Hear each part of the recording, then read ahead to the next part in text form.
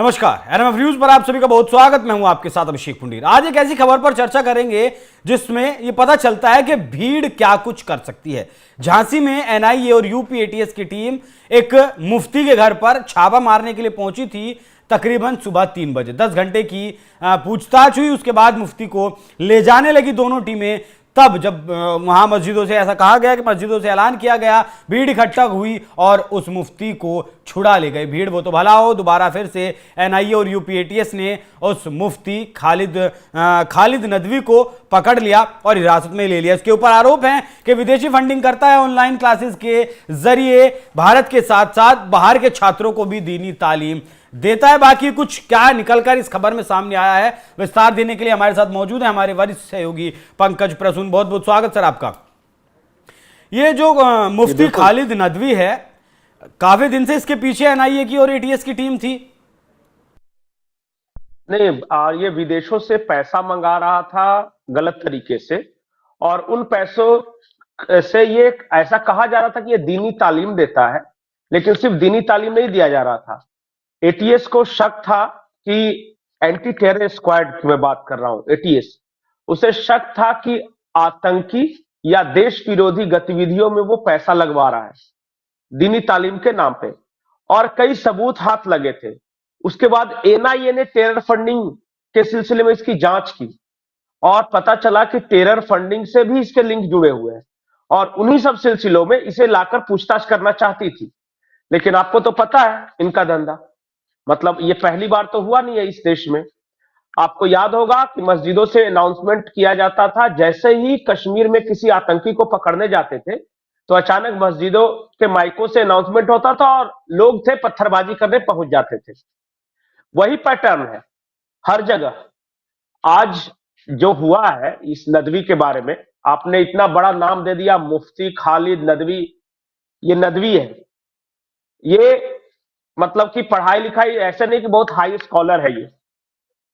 ये क्या है कि किसी तरह विदेश से लिंक कर लिया है और ये पैसे मंगा रहा है, और उन्हीं पैसों के दम पे ये मुफ्ती बना बैठा है। और सबसे महत्वपूर्ण बात देखिए अभिषेक, बार बार मैसेज लाउड एंड क्लियर है कि तुम्हारे संविधान की ऐसी की तैसी। जिस दिन जहां पर हम संख्या में होंगे ना, तुम्हारे संविधान की पुंगी बनाकर तुम्हारे में डाल देंगे। भारतीय संविधान वही लागू होता है जहां पे हिंदू बहुसंख्यक हो, जैन बहुसंख्यक हो, सिख बहुसंख्यक हो, पारसी हो, बौद्ध हो। भारतीय संविधान वहां पे लागू नहीं होता जहां पे मुस्लिम बहुसंख्यक हो।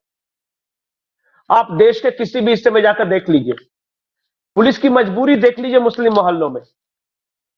और सबसे ज्यादा जब कुछ होगा ना तो संविधान संविधान यही चिल्लाते हैं, और जहां पर इनकी चलती है वहां संविधान की धज्जियां उड़ा देते हैं। काहे का संविधान, काहे का कानून? जहां पे भीड़ इनके साथ होगी और हाथों में पत्थर होंगे, ये अपने हिसाब से कानून चलाते हैं। अच्छा, एक बात अभिषेक, मेरे सवाल का एक जवाब दीजिएगा। दुनिया के किसी भी इस्लामिक देश में संविधान चलता है क्या?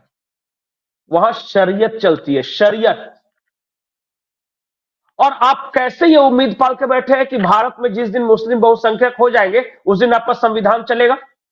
इनके चिल्लाने से जो संविधान बचाओ कर रहे हैं, और सबसे ज्यादा मुसलमान बोलते हैं कि संविधान के अनुसार चलेगा, वो दरअसल खुद को विक्टिम पेश करने के लिए, क्या है ना, हमारे देश में जो आक्रमणकारी है वही खुद को पीड़ित दिखाता है, और जिसके साथ बेचारे के साथ प्रताड़ना हुई है, चाहे वो सिख हो, चाहे हिंदू हो, चाहे जैन हो, चाहे पारसी हो, चाहे बौद्ध हो, ये सबको आक्रमणकारी दिखाया जाता है कि जैसे बहुत ज्यादा अन्याय ये कर रहे हैं। मैं हर जगह की रिपोर्ट देख रहा था कि इस देश में जैनों के साथ क्या किया है, देख लीजिए। सिखों के साथ सबसे ज्यादा अगर बर्बरता किसी ने की है तो इन्हीं इस्लामी आक्रमणकारियों ने की है। और उल्टा यही बता देंगे आपको कि सिखों ने हमें परेशान करके रखा है। हकीकत इस देश में देखिए, एक नैरेटिव सेट किया जाता है, उस नैरेटिव को इकोसिस्टम द्वारा पुश किया जाता है, और हम सब चाहे अनचाहे उस नैरेटिव के जाल में फंसते जाते हैं। ये नदवी एक उदाहरण नहीं है। आपकी आवाज नहीं आ रही। मैं कह रहा हूं कि नदवी अकेला उदाहरण नहीं है। मैं आपको एक दर्जन से ज्यादा उदाहरण दे सकता हूं कि जहां मुसलमानों की भीड़ ज्यादा है वहां पे आपका नियम कानून पुलिस संविधान कुछ नहीं चलता। और आप हमें एक उदाहरण देकर बताइए कि जहां हिंदू बहुसंख्यक हो वहां नियम कानून नहीं चलता। नहीं, आपके ऑडियो में कुछ प्रॉब्लम है, नहीं आ रही। तो मैं ये कह रहा था कि देखिए, उनके तरफ से तो स्पष्ट है, लेकिन बेवकूफ नहीं है, लोग धीरे धीरे समझ रहे हैं। लेकिन जैसे जैसे एजुकेशन बढ़ रहा है, सोशल मीडिया का जमाना है, धीरे धीरे लोग भी रियलाइज कर रहे हैं।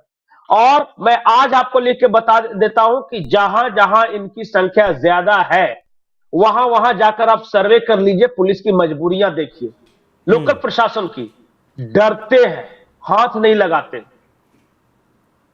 और ये मैं कश्मीर से लेकर कन्याकुमारी तक बताइए, राज्य दर राज्य आपको घटना सहित बताऊंगा कि कैसे अपराधियों को ये छुड़ा कर ले गए भीड़ के सहारे। और ये संविधान संविधान रो रहे हैं उनका। जी, बहुत सारे उदाहरण है, लेकिन सवाल यह भी है कि जब 8 घंटे 10 घंटे की पूछताछ एनआईए एटीएस ने की थी, कुछ उन्हें मिला होगा, तभी पूछताछ के लिए वो अपने साथ मुफ्ती खालिद नदवी को लेकर जाना चाहती थी। लेकिन भीड़ आई, मस्जिदों से ऐलान किया गया, भीड़ आई, छुड़ा कर ले गई। ये मानसिकता साफ दिखाती है कि आखिर भविष्य का प्लान क्या है। वो तो पता चलेगा कि टेरर फंडिंग थी, विदेशों से फंडिंग आ रही थी। अभिषेक जी, आपने हिम्मत की बात की।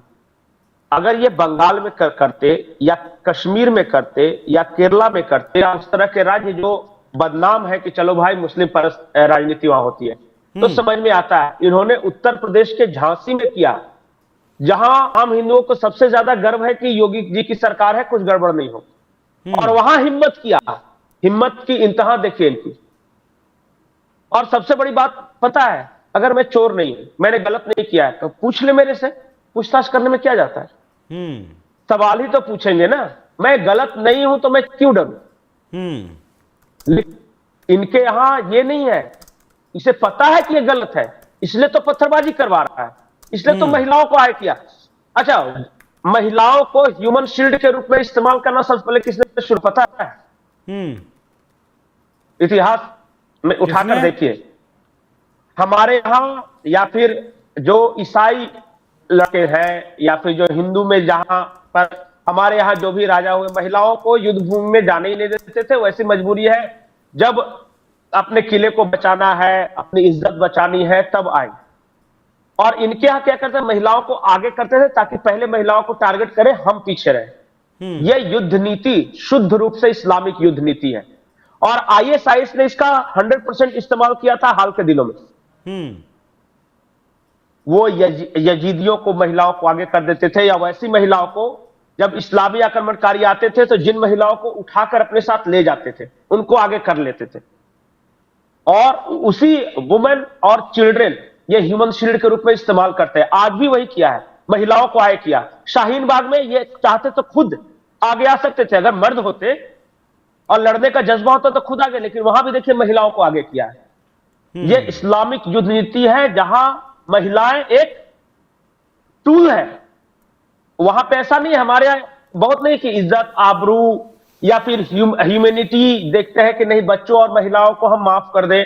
वहां बच्चों और महिलाओं को सबसे पहले यह किया जाता है, बलि का बकरा बनाया जाता है। ठीक है। तो वो ट्रेडिशन है, वो सोच है, वो विचारधारा है। बहुत बहुत धन्यवाद पंकज जी चर्चा को विस्तार देने के लिए। झांसी में जो कुछ हुआ वो वाकई में नहीं होना चाहिए था। अगर एनआईए और एटीएस जैसी एजेंसियां भी सुरक्षित नहीं है मुस्लिमों के गढ़ में, फिर सोचने वाली बात है कि आखिर सुरक्षित कौन है। और घटना घटी है उत्तर प्रदेश में, जहां योगी आदित्यनाथ का शासन है, और यहां जो दंगाई बलवाई हैं वो बख्शे नहीं जाते हैं। उसके बावजूद भी ऐसा कृत्य करने की कोशिश की। बाकी जांच में क्या कुछ निकलकर सामने आता है वो भी हम आप तक सबसे पहले पहुंचाएंगे। इस चर्चा पर क्या कुछ आपकी राय कमेंट कर में जरूर बताएं। धन्यवाद।